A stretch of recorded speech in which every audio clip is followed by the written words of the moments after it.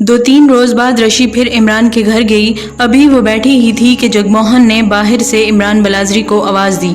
इमरान ने घबराते हुए कहा, रशी तुम्हारा भाई आया है, तुम ऐसा करो साथ वाले कमरे में छुप जाओ। जब जगमोहन उस कमरे में आया तो उसकी बहन दूसरे कमरे में जा चुकी थी।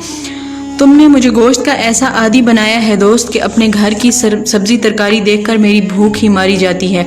जगमोहन ने बेतकल्लफाना लहजे में कहा, घर में कुछ है? इमरान बलाजरी ने घर में पका हुआ गोश्त रखा हुआ था, वो जगमोहन के आगे रख दिया। जगमोहन ने ये भी ना देखा कि इमरान ने कुछ खाया है या नहीं, वो सारे का सारा गोश्त चट कर गया। कुर्बानी के लिए कोई लड़की चुन ली गई है या नहीं? इमरान बलाजरी ने उससे पूछा।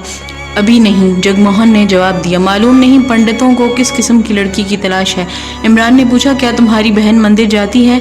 जगमोहन ने कहा, नहीं, मगर मैं सोचता हूँ कि कब तक उसे हम यूं छुपाए रखेंगे। इमरान बलाजरी इस कोशिश में था कि जगमोहन जल्दी चला जाए। वो उसकी बातों में कुछ ज़्यादा दिलचस्पी नहीं ले रहा था। आखिरकार थकन और नींद का बहाना काम कर गया और जगमोहन चला गया। रशी दूसरे कमरे से निकली तो उसके चेहरे पर हैरत का तासुर था। क्या मेरे भाई ने गोश्त खाया है? रशी ने हैरत ज़दा लहजे में पूछा। इमरान ने जवाब दिया, रशी, मैं उसका ये राज फाश नहीं करना चाहता था, मगर मैं उसे ये बता भी नहीं सकता था कि तुम साथ वाले कमरे में सारी बातें सुन रही हो। वो जब से मेरा दोस्त बना है गोश्त खा रहा है। तुम्हारे देवताओं ने तुम्हारे भाई को कोई सज़ा दी है क्या? मजहब सिर्फ उन चीज़ों की मुखालफत करता है जिनसे नशा होता है और इंसान की अक्ल बेकार हो जाती है। मुझे तुम बताओ, तुम फिर कब आओगी? तुम्हें भी गोश्त खिलाऊंगा। रशी 2 रोज़ बाद आई। इमरान ने उसके लिए मुर्गी भून कर रखी हुई थी। रशी ने डरते डरते मुर्गी खाई, फिर बोली, मैं जब भी आऊँ मेरे लिए गोश्त रखा करो, ये बहुत ही मज़ेदार है। इन्हीं दिनों इमरान बलाजरी को हुक्म मिला कि राजमहल के एक कमरे में गजनी के 2 कैदी लाए गए हैं जिन्हें खाना देना है, क्योंकि उन्होंने कहा था कि वो मुसलमानों के हाथ का बना हुआ खाना ही खाएंगे। इमरान उनके लिए खाना लेकर गया और उसकी मुलाकात निज़ाम उरेज़ी और कासिम बल्खी से हुई और फिर इमरान ने जल्द ही उनको बता दिया कि वो गजनी का जासूस है और बहुत जल्द उनको यहाँ से फरार करा देगा। इसी दौरान रशी उसके पास आती रही। अब इसकी 2 ही फरमाइशें हुआ करती थी। वो आते ही या तो गोश्त मांगती थी या फिर ये जिद करती थी कि मुझे यहाँ लाहौर से जल्दी निकालो, घर वाले मेरी शादी की तैयारियां कर रहे हैं। अगर निज़ाम उरेज़ी और कासिम बल्खी ना आ जाते तो इमरान बलाजरी कब का रशी को साथ लेकर निकल गया होता। वो रशी के साथ हर बार एक नया झूठ बोलता था। उसे ये नहीं बता सकता था कि वो गजनी का जासूस है और गजनी के 2 कैदियों को फरार कराए बगैर कहीं भी नहीं जा सकता। वो फ़र्ज और मोहब्बत के दरमियान पिस रहा था। रशी की वालिहाना मोहब्बत और उसके आंसुओं ने उसे कई बार इस फ़र्ज से हटाने की कोशिश की, लेकिन उरेज़ी और बल्खी को देखकर उसे अपना ये फ़र्ज फिर याद आ जाता था। उन दोनों के फरार की कोई सूरत पैदा ही नहीं हो रही थी। उनके कमरे के बाहर हर वक्त संतरी मौजूद रहे। एक रात रशी इमरान के घर से गई तो फातिमा आ गई। इमरान पर रशी के हुस्न और उसकी मोहब्बत का नशा तारी था। वो उसी के तसव्वुर से दिल बहला रहा था। फातिमा ने उसे इतने हसीन तसव्वुर से बेदार कर दिया तो उसे गुस्सा आ गया। फातिमा किसी और नशे में आई थी। मैंने तुम्हें यहाँ आने से मना किया था, इमरान ने गुस्से से उसे कहा। अपने खामन को वापस आने दो। फातिमा ने कहा, तुम मुझे टाल रहे हो, मांगो, अपनी कितनी कीमत मांगते हो? इमरान ने गुस्से से जवाब दिया, मुझे कुछ नहीं चाहिए फातिमा, तुम्हें वो हिंदुआनी चाहिए? फातिमा ने तंज़िया लहजे में कहा, वो जो तुम्हारे पास आती रहती है, मैं चाहूँ तो तुम्हें पकड़वा सकती हूँ। तुम जानते हो कि यहाँ हिंदुओं का राज है जो मुसलमानों से बहुत नफरत करते हैं। तुम्हारी चोरी पकड़ी गई तो सीधे कैद खाने में जाओगे। मैं इससे पहले लड़की समेत गायब हो जाऊंगा। इमरान बलाजरी ने पूरे एतमाद लहजे में कहा, तुम मेरे पास जो उम्मीद लेकर आई हो वो पूरी नहीं हो सकी। रशी के मुकाबले में मैं तुम जैसी 20 लड़कियों को धिक्कार सकता हूँ, लेकिन ये इमरान बलाजरी की बहुत बड़ी ख़तरनाक गलती थी।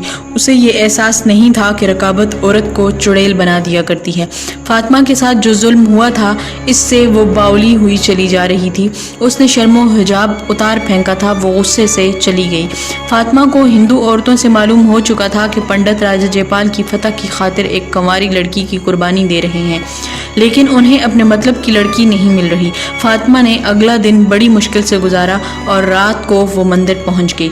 उसने हिंदू औरतों से बातों ही बातों में मालूम कर लिया था कि बड़ा पंडित कहाँ रहता है।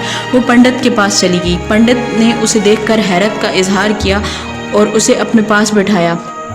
फातिमा ने पूछा, आप लड़की की कुर्बानी कब देंगे? पंडित ने जवाब दिया, जब हमें वो खास किस्म की लड़की मिल जाएगी। लेकिन तुम क्यों पूछ रही हो? फातिमा ने कहा, मैं आपकी मदद करने आई हूँ। आपको इल्म नहीं कि शहर की तमाम हिंदू लड़कियाँ मंदिर में नहीं आती। मैं आपको एक ऐसी लड़की दिखाऊंगी, मुझे उम्मीद है कि वो कुर्बानी के लिए बहुत मौजूद होगी और वो आपको पसंद आएगी।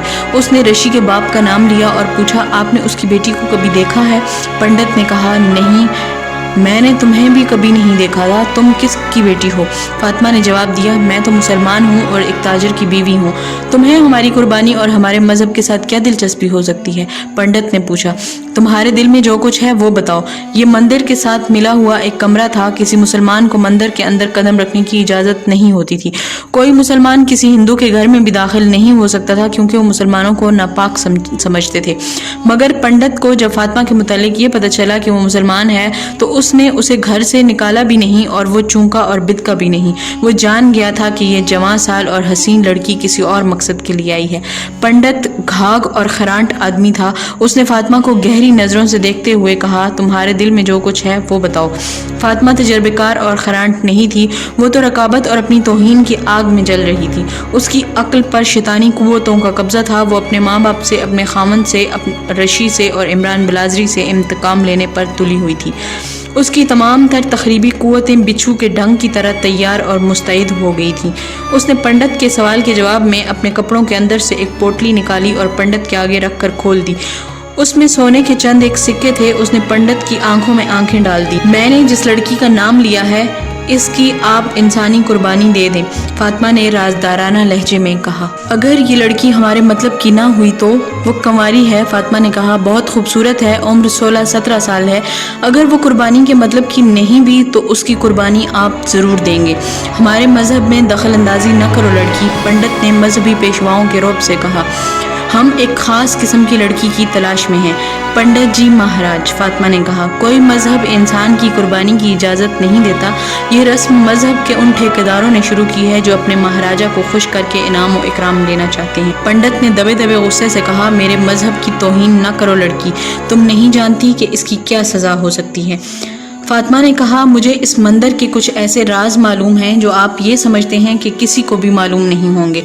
आप जानते हैं कि जिसे जख्म आता है या चोट लगती है वो दर्द से कराहता है, और उनके कराहने को वो लोग सुन लेते हैं जिनके कान होते हैं। पंडित के लहजे में रौब की बजाय अब अपनायत सी थी। उसने कहा, तुम कम सिन हो लड़की, इस उम्र में तुम ऐसी बातें करती हो जो पुख्ता उम्र में भी नहीं सोची जा सकती। मेरे दिल के जख्मों ने मुझे पुख्ता कार बना दिया है, फातिमा ने जवाब दिया। ये मेरी अक्ल की नहीं, मेरे दिल की आवाज़ है। मेरा दिल कराह रहा है, सिसकियाँ ले रहा है। पंडित ने उसकी बात काटते हुए कहा, वो कौन से राज हैं जो तुम जानती हो?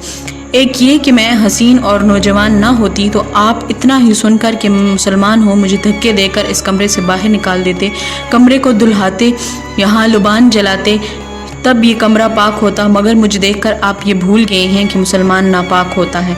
आपने सोने के सिक्कों को उठाकर बाहर नहीं फेंका। आपकी ज़ुबान में और आपके अल्फाज में तो पंडित मौजूद है, मगर जिन आंखों से आप मुझे और सोने के इन सिक्कों को देख रहे हैं, इनसे पंडित गायब हो चुका है। आपकी आंखों में मुझे अपना खामन दिखाई दे रहा है। उसने भी मेरे बाप के साथ मेरे हुस्न और मेरी जवानी का सौदा किया था। मैं तो बिकी हुई चीज़ हूँ, मैं अब सौदा करने से बिल्कुल नहीं डरती। अपने दिल की मुराद की खातिर मैं यहाँ भी सौदा करने आई हूँ। पंडित ने बेचैनी से उसकी बात काटते हुए कहा, तुम राज की बात कर रही थी। फातिमा ने कहा, तो दिल पर हाथ रखें और सुने। आपको इंसानी कुर्बानी के लिए ख़ास किस्म की लड़की सिर्फ इसलिए नहीं मिल रही कि आपने दो दौलत वालों की बेटियों पर हाथ रखा, लेकिन ज़र जवाहरात लेकर आपने इनसे हाथ खींच लिया। मेरा खामन बहुत बड़ा ताजिर है, वो नाम का मुसलमान है। वो अपने मज़हब का सिर्फ एक ही उसूल जानता है कि मुसलमान बैक वक्त 4 बीवियाँ रख सकता है। उसका उठना बैठना और उसका दोस्ताना सब का सब हिंदुओं के साथ है। उसे बहुत सी बातें मालूम हैं। मैं अपने ईमान को एक तरफ रखती हूँ, आप अपने धर्म को इस दरवाजे से बाहर रखें। सोने के ये टुकड़े गिन लें और सौदा करें। कुछ और चाहिए तो वो भी बता दें। पंडित के होंठों पर ऐसी मुस्कुराहट आ गई जैसे भेड़िए ने कमज़ोर से बकरी के बच्चे को देख लिया हो। उसने कहा, फातिमा तुम्हारा काम हो जाएगा। फातिमा ने कहा, मैं ये कैसे यकीन कर सकती हूँ कि मेरा काम हो जाएगा और मेरे साथ धोखा नहीं होगा? तुम उस लड़की को अपने रास्ते से हटाना चाहती हो ना? पंडित ने ऐसे लहजे में कहा जो गुनाह के तसव्वुर से शराबी के कदमों की तरह डगमगा रहा था। ہٹ جائے گی۔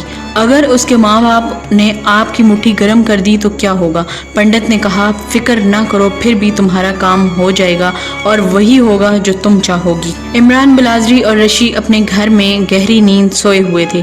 وہ ایک دوسرے کو اپنے خوابوں میں دیکھ رہے تھے، مگر مندر میں ان کے خوابوں کا سودا طے پا چکا تھا۔